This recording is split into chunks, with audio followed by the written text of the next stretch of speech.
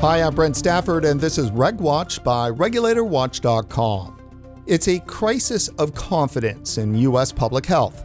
Despite decades of progress reducing smoking, millions of adult smokers remain underserved and ignored. At the same time, public health agencies have declared war on vaping, while neglecting the rise of black market products and the lives lost to inaction. Why is public health so hostile to tobacco harm reduction? And how have the CDC, FDA, and anti-vaping activists allowed ideology to undermine science and the public trust? Joining us today to unpack these critical issues is Dr. Michael Siegel, a leading voice in tobacco harm reduction and a professor of public health at Tufts University School of Medicine. With decades of experience in public health, including a tenure at the CDC, Dr. Siegel has been a fierce advocate for evidence-based policy and a vocal critic of the misinformation plaguing the fight against smoking. Dr. Siegel, welcome back to the show. Thanks so much, Brent. Great to be with you. So a quick note for our viewers, this is part 2 of our interview with Dr. Siegel, produced in partnership with GFN.TV. In part 1, we take a deep dive into critical issues you don't want to miss. To find part 1, go to GFN.TV and scroll down to the GFN Interviews playlist and check it out. Dr. Siegel, this episode is primarily focused on the U.S. and the war on vaping being waged by the FDA, CDC, and private public health groups. First, is it fair to describe what's being experienced in the U.S. as a war on vaping? Absolutely. I mean, the absolute, I would call it almost an obsession of the majority of groups in tobacco control, and now it's spread to larger public health groups that aren't just dedicated to tobacco. The overall obsession now is we've got to stop youth vaping. And they've completely lost sight of every other health hazard. They've lost sight of adult smoking. They've lost sight of alcohol use. They've lost sight of the very real problems of youth THC vaping and vaping of other substances. It's a singular focus on youth vaping of flavored electronic cigarettes, and it seems to be the only issue that is now of concern. And they are promoting responses or interventions to deal with that are actually harming many other people, and that I don't think are actually having any positive effects to begin with on youth. So you would agree then that e-cigarettes are a positive tool for helping people quit smoking, are they not? Absolutely. There's incontrovertible evidence that electronic cigarettes are effective in helping smokers quit. Literally millions of ex-smokers in the United States have used electronic cigarettes to quit successfully. There's clinical trial evidence to show that electronic cigarettes are actually more effective than nicotine replacement therapy. And finally, there are studies that have shown that e-cigarettes are the major route by which most smokers today in the United States are quitting. It's really, I think, a miracle in a way that so many people are able to see through the smoke screen, and it really is a smoke screen, literally, because they're making e-cigarettes into being smoking products. It's a miracle that people are able to see through that and still use these products, even though all of the major organizations, the American Cancer Society, American Heart Association, American Lung Association, even CDC, are all recommending that people not use vaping as a means of quitting smoking. Despite that, there are still millions of people that are somehow seeing through that smoke screen. But it's very clear to me that this information is actually impeding a lot of people from either continuing to vape and they decide instead to go back to smoking, or trying vaping in the first place as a means to quit smoking. I mean, why would you if it's true that, as these groups are saying, vaping is just as harmful or even more harmful than smoking, then there's no rationale for switching from smoking to vaping. We have heard for so many years that the concern over nicotine vaping as a gateway to smoking was so acute that dramatic steps needed to be taken to restrict access to these products, even if that meant depriving adult smokers the opportunity to quit. So, Dr. Siegel, is gateway still an issue? There's no question that, the gateway myth has been debunked. There is no evidence that e-cigarettes are a gateway to smoking. And in fact, you don't have to be an epidemiologist to see it. Just look at the data. If you look at the rates of youth smoking in the United States, right now we're down among middle school and high school students. We're down to about 0.6%. The numbers are so low that we can't even accurately measure them. It is really very difficult to find anyone under the age of 18 who smokes today. So if it were the case that e-cigarettes, increase your risk of smoking, and by the way, the advocates who are making these statements claim that it increases your risk 3 to 4 times. So they're not just saying it's a slight increase. They're saying you're 3 to 4 times more likely to smoke if you use e-cigarettes. Given the huge proliferation of youth who are using e-cigarettes, we would expect to see a massive increase in youth smoking. So if e-cigarettes are a gateway to smoking, where are all the smokers? So it doesn't take a lot of rocket science or rocket epidemiology to realize that it can't be true. What's shocking to me is the fact that even in light of this plain, obvious data that's anyone can realize is definitive proof that this is not a gateway to smoking, that they still make the claims. You would think that they would, or I would think that they would kind of quietly disappear and say, oh, okay, maybe we can't really say that anymore. But they haven't. They've doubled down and they continue to make these claims. And it was only, within the last week that I saw another group come out and say that vaping makes you 3 to 4 times more likely to start smoking. How they can say that in light of the complete almost disappearance of smoking among youth is beyond me. It's shocking. And you can only imagine that it must be purposeful deception.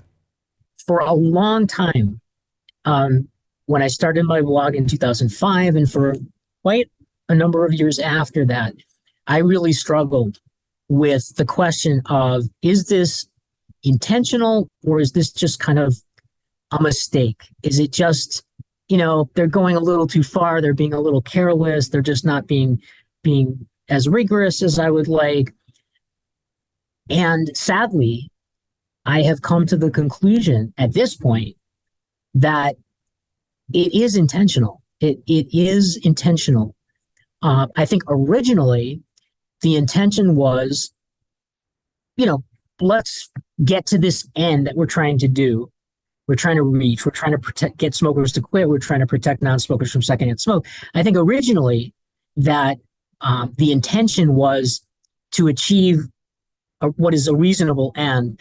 But I think now it is, it's hard to even say what the intention is because they're not working towards a meaningful public health outcome. They're actually undermining the entire effort to get rid of combustible cigarettes and to get smokers off combustible cigarettes, the most toxic product that exists, the most toxic consumer product out there. Dr. Siegel, I want to call out the amazing blog you started back in 2005. It's called The Rest of the Story, Tobacco and Alcohol News Analysis and Commentary, providing the whole story behind tobacco and alcohol news, which can be found at tobaccoanalysis.blogspot.com. Dr. Siegel, like many people in this space, I find your blog to be a huge resource. but you stepped back from the blog and tobacco harm reduction advocacy for several years. What brought you back, and what insights did you learn in your time away? So, and in 2019, when I kind of took a break from the blog, the primary reason was that I felt like I was banging my head against the wall. I would keep writing post after post after post explaining about misinformation, misstatements, false statements being made by various organizations. And typically what I do is I email these posts to that organization. So what readers see on my blog is also being sent directly to those organizations. I'm not sure I can give you a single example of a group that responded by saying, "Oh, thank you for pointing this out. We'll fix it." And so, the original point of my blog starting in 2005 was I wanted to try to correct this information. I wanted to try to serve as kind of a watchdog for the movement and to try to get these organizations to be held to a higher standard and to change their statements. So the reason I think I quit was because, well, let's not say quit, let's just say temporarily stepped away, is that I was having no success. I was banging my head against the wall and I just wasn't seeing any change. The reason I came back is because for two reasons, really. One is that as I started to kind of reemerge and revisit the organizations and the statements that they were making, I saw that nothing had changed. I had expected over these 5 years, as more and more definitive evidence has come out showing that e-cigarettes are safer than cigarettes, that e-cigarettes are effective at smoking cessation. I surely thought that I'd come back and they would have toned down some of this rhetoric and misstatements, and came back to find that no, they're actually getting worse and worse and making more and more outlandish statements. The second reason I came back was because I realized that there is a greater purpose for this blog beyond trying to change the organizations. And that is, I think, to try to provide support to vapors out there who I have the greatest respect for because they are taking steps to save their lives. And they're doing it despite the advice of formerly reputable agencies and organizations not to do that. They're able to see through the smokescreen and ignore the advice that these organizations are giving. And so I want the blog to be a source of support for the vaping community. And also to hopefully be a source of information to inform policy, more reasonable policy on this issue. You mentioned the CDC, and I know that you spent some time working there back in the day. In your view, how has the CDC's framing of vaping risks contributed to public confusion and fear? I think the CDC has played a major role. Their communication or miscommunication has played a major role in impeding progress in reducing smoking, both among youth and adults. And they've largely done this by misinforming the public about the relative risks of vaping versus smoking. They have been very slow and very hesitant to even acknowledge that vaping is safer than smoking.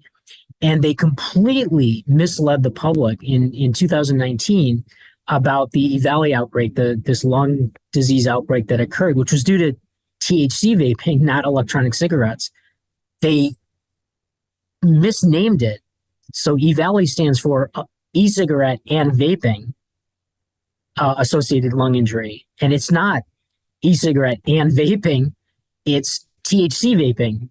It should have been called THC Valley or something. So that misinformation that they've been giving, which basically casts e-cigarettes as being just as dangerous, if not more, than smoking, has actually impeded progress in getting adults to quit smoking. Dr. Siegel, the last time we had you on the show was in 2019, in October, in fact, and it was right at the peak propaganda push, I would say, on EVALI. It was a crazy time. It was stressful. It turned out to be probably the most damaging event ever to happen to the burgeoning e-cigarette industry. Well, it wasn't even burgeoning. It was already huge. You know, how does it make you feel to know that the CDC misled the public? You know, it's very disappointing as being someone who worked there and who, you know, when I worked there, I took great pride in the CDC and the organization and its scientific rigor. I think that there's been a major deterioration at CDC since I left. And I'm not implying that it's because I left, but it's obviously, you know, the timing is just coincidental. But there's definitely been a change. I think at the time I was there, I can certify that we were very scientifically rigorous. Everything went through multiple layers of scientific review, and we were not allowed to say anything unless we could back it up. Now the CDC is making statements that are just completely either misleading or just actually false. And, you know, they don't seem to care. There is survey evidence showing that the public's trust in CDC has gone down significantly so basically right before 2020, 68% of the public believed that the CDC was reputable. The information they gave out was reputable. Today, it's down to 38%. So they've gone from a majority of people, you know, believing that the CDC gives accurate information to a majority of the people not believing that CDC. So it gives accurate information. So this misinformation has not been without repercussions for the CDC. And of course, the misinformation that we're talking about is not just with vaping, but also around COVID-19. And I think the combination of those two issues and the CDC's really lack of honesty and transparency is what led to this tremendous reduction in public trust. Has FDA been as bad as the CDC in this area? I mean, so FDA, in a way, I would say worse because, you know, the CDC is just giving out misinformation, but the FDA is regulating these products in a way that has completely devastated the e-cigarette market. The FDA has essentially destroyed the e-cigarette market. And this is something we predicted before the regulations even went into effect. They have taken 99%, probably 99.9% of the products off the market. And the 0.1% of the products that are left on the market that have been approved are all big tobacco products. So they've essentially transferred the e-cigarette industry completely into the hands of companies that are owned by the tobacco companies, destroyed all the little guys, the little smaller manufacturers. And now 70% of the market, maybe 80% of the market is essentially illicit, is technically illicit products. So we have essentially a black market for electronic cigarettes. So it's ironic because in trying to regulate the e-cigarette industry, the approach that CDC has used has actually resulted in a completely unregulated market. It had the exact opposite effect of what they presumably intended. Yeah, the approach the FDA used.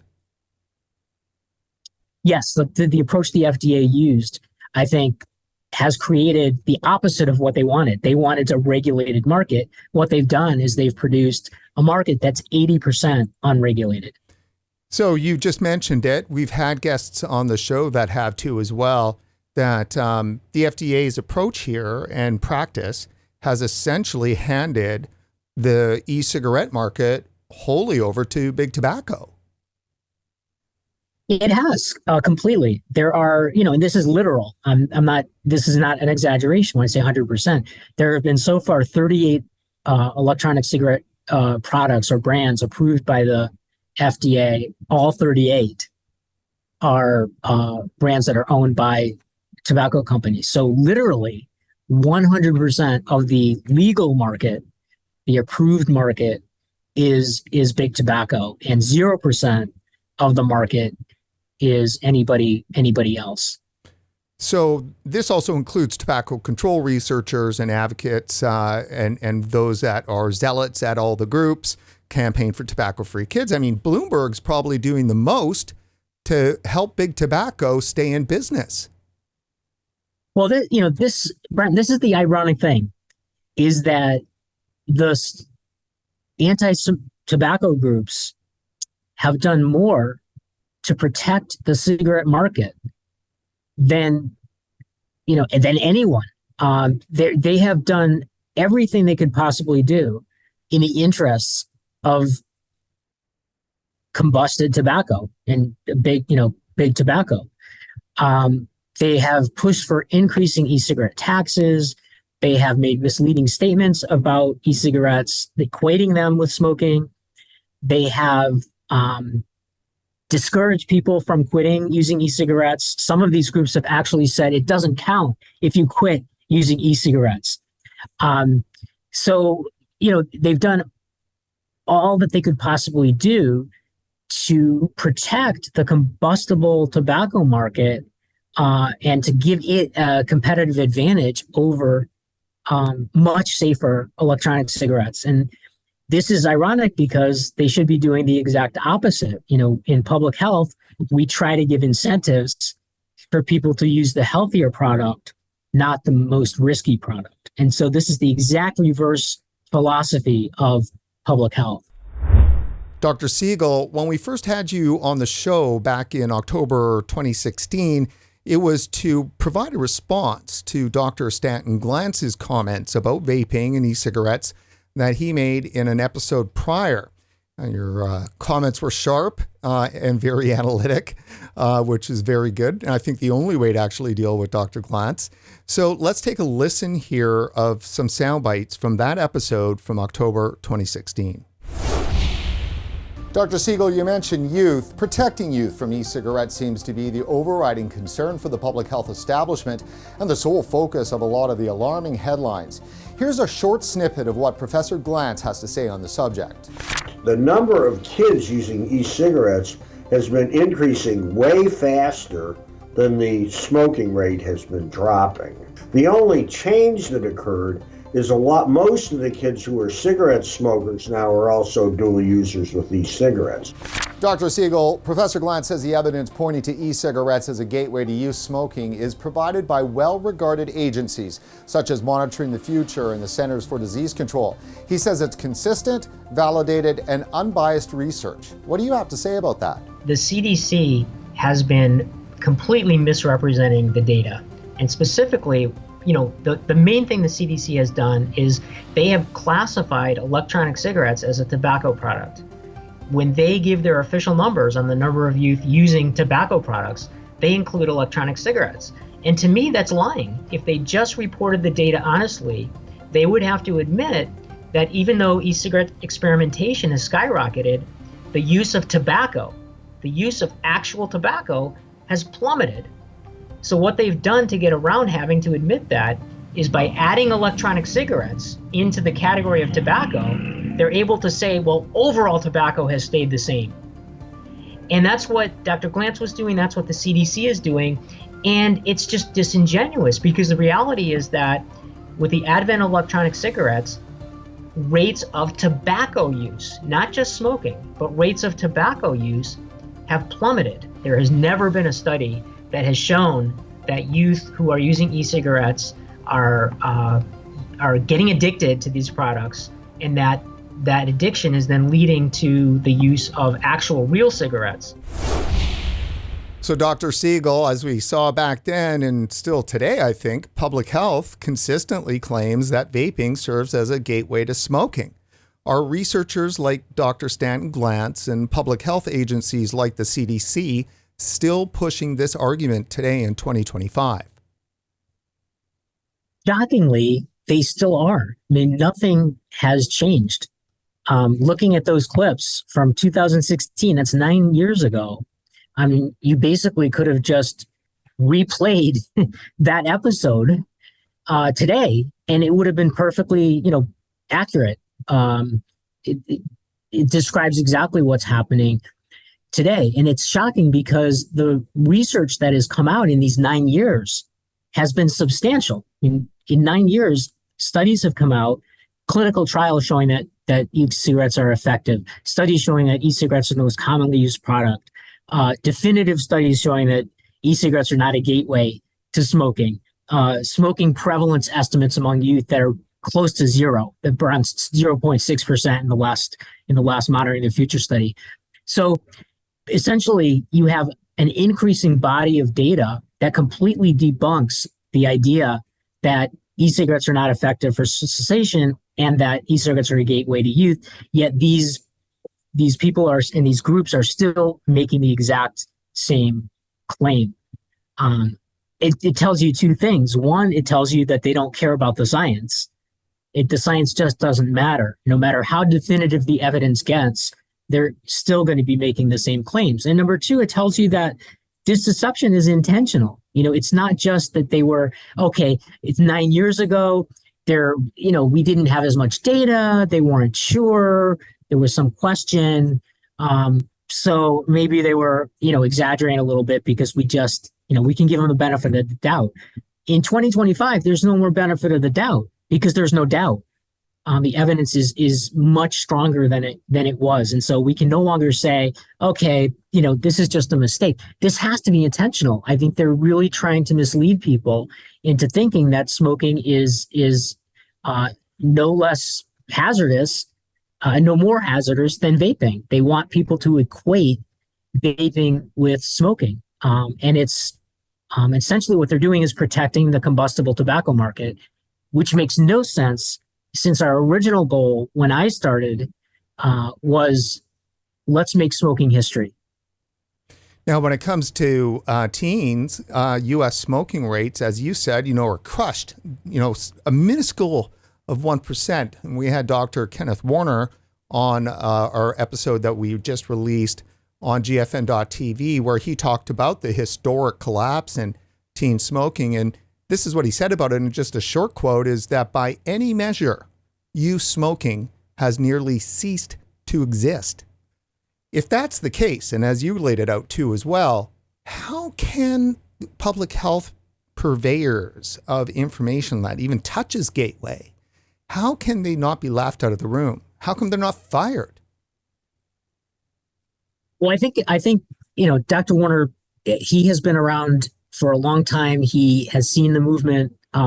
He has, in fact, written a number of key articles about progress in the tobacco control movement. And I think that he points to an absolute conundrum. How could we have a situation where we've had so much success in reducing tobacco, so much so that you can almost not find any youth smoking right now. Yet these groups, instead of celebrating that victory and praising the accomplishment, they're actually saying that it didn't happen. They're denying that it happened. And the way they're denying it is just like we talked about in 2016. By defining vaping as tobacco, they're basically saying, well, smoking's gone down, but if you look at overall tobacco use, it really hasn't changed that much. And that is just such an intentional misrepresentation of the facts. And it's tragic. It's really tragic because this is a great success story. It may be the most successful public health accomplishment of my lifetime. I mean, when I got involved in this field, there were about 35% of youth were smoking.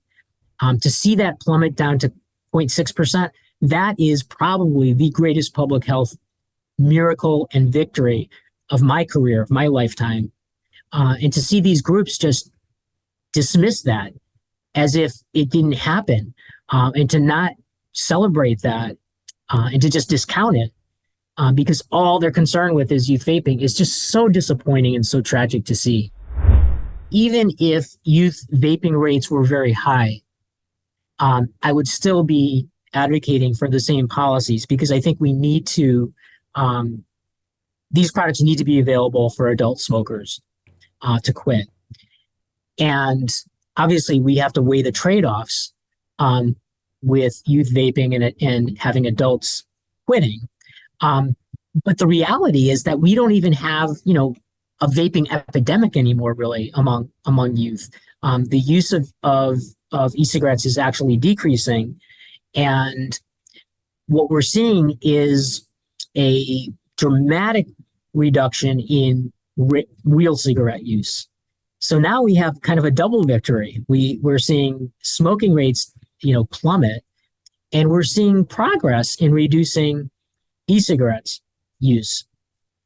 So it's no longer, you can't even argue anymore that youth smoking is going down, but vaping is just taking off and exploding. You can't even make that argument anymore. Are there not enough other problems within public health that these researchers could be putting their attention to? Or is everything so rosy out there in the world that they have to do everything, lie, steal, cheat, in order to keep their industry of tobacco control going? Well, I think that there is a harmful effect of the kind of obsession or focus on youth vaping, which is that it really undermines efforts to prevent youth from doing a number of other behaviors that are actually much more risky. So, for example, youth vaping of THC has become incredibly risky because there have been many reports. Well, we know about the vitamin E acetate situation. Obviously, that was life-threatening. So that really was killing people, or if not killing them, causing severe lung disease. But we now have products that are black market products that are being laced with fentanyl. We're getting, doses. It's an unregulated market. THC is obviously by definition, these black market products are not regulated. So there are really dangers there. And then alcohol is another example of something that's causing devastation among youth, really causing thousands of deaths among youth each year. But all these organizations are concerned about is vaping. And if you want to talk about flavored products, flavored alcohol products are extremely popular among youth. The prevalence of youth use of flavored alcohol is much higher than the prevalence of youth use of flavored e-cigarettes, but nobody seems to care. And nobody is proposing, let's ban flavored alcohol. So I would argue that it's not just that these groups are kind of ignoring these other problems, but the obsessive focus on vaping and the sole focus on vaping is actually undermining our work towards trying to address these other, what I would consider much more serious hazards that youth are facing and that are causing truly death and destruction among our nation's youth.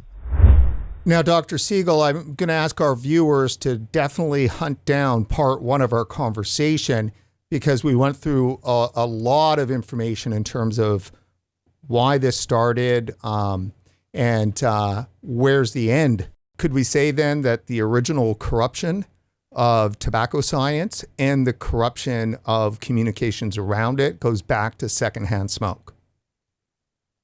I think that's true. I think that it started with claims on the early 2000s that were exaggerating the risks of secondhand smoke, especially the acute risks. The chronic risks, I think, are well established. If you're if you're working in a smoky environment for 40 years, yes, it can cause heart disease or cancer. But if you walk into a bar and have a drink, you're not going to walk out 20 minutes later and keel over with a heart attack. The reason 2000 is such an important year is that it was really in 2000 that the tobacco industry was dealt severe blow in the courtroom. They started losing a lot of court cases. And in order to try to avoid punitive damages, they changed their tune. And one of the things that they stopped doing was monitoring the tobacco control movement. So one of the things that I think kept us in check up until 2000 was the fact that we knew that the tobacco industry was watching us, and that if we said anything, it was going to come under scrutiny. They were going to attack us. If we weren't sure, if we couldn't dot our I's and cross our T's, if we didn't have scientific rigor, behind us, we would not go out and say anything. When I was at CDC, we didn't say anything publicly unless we could back it up and we were sure, and we could defend ourselves if the tobacco industry challenged us. But after 2000, they stopped doing that. They decided we're not going to challenge public health or tobacco control agencies or organizations anymore. And that was, I think, what gave us the green light to go ahead and make these claims, because prior to that, there was a watchdog. Now, all of a sudden, the watchdog went away. I think that was the turning point when we realized no one's watching us anymore, so we can now get away with this. That is fascinating. Is there a simple answer, Dr. Siegel, to the question, why is the CDC so hell-bent on deceiving the American people? That's a really difficult question, and it's not clear to me exactly why. Let's just talk about what it's not. I don't think it's because they don't have adequate review of their statements. And the reason I say that is because the statements are coming from the top. They're coming from the CDC director. It's not like there are some, quote, underlings at CDC or some divisions or departments that are just saying things that the director is not really aware of and they're sneaking out without them being aware of it. It's the director. It goes to the very top. So I think the CDC itself is misleading people. It's not, some part of the CDC that they're not aware about. So that we know that's not the explanation. It's not that somehow, their review system has fallen apart. I don't know that I can explain it. I think that, things have deteriorated. I think there's a lot more political influence than I remember, at the time that I worked at the CDC. Obviously, it's part of the administration, so there's going to be presidential influence, but I don't ever remember things being as politicized as much as they are today. And so ultimately, I think it's the politicization of the CDC that unfortunately is probably most responsible for the fact that they have kind of gone off the deep end in terms of making misleading statements. Dr. Siegel, we always discuss the millions of adults who still smoke, but never discuss the millions of people who have already quit smoking and switched to vaping. Should we not include them in the conversation, and what happens to them if their options are restricted to 36 products owned by Big Tobacco? Well, one of the arguments that many of the anti-tobacco groups and even the FDA at one point made was that these people are just anecdotes. They're not, this is not science. They're not scientific data. But when you have millions of people, that's not anecdotes, that's very solid data. And so we can't ignore this any longer. We can't ignore the people, the large numbers of people who have quit using e-cigarettes. And yes, it is causing harm. It's causing a lot of harm because it is discouraging other people who easily could be successful, like these millions of people who've quit. It's discouraging them from trying. Why would you try if they're telling you that e-cigarettes can cause popcorn lung, or e-cigarettes are just as harmful as vaping, or e-cigarettes don't work, or if you quit using e-cigarettes, it doesn't actually count as quitting? Or if you quit using e-cigarettes, they may take your e-cigarettes away. Exactly. So it's given those statements, there's no incentive for a smoker to try to quit using e-cigarettes. And in fact, there's a positive incentive for ex-smokers who have successfully quit and are now vaping to just go back to smoking. Because if they're equally harmful, why not just do the real thing? So what they're actually doing is encouraging people to smoke. I mean, it's not direct, but indirectly through what they're saying, it's actually promoting the use of combustible tobacco.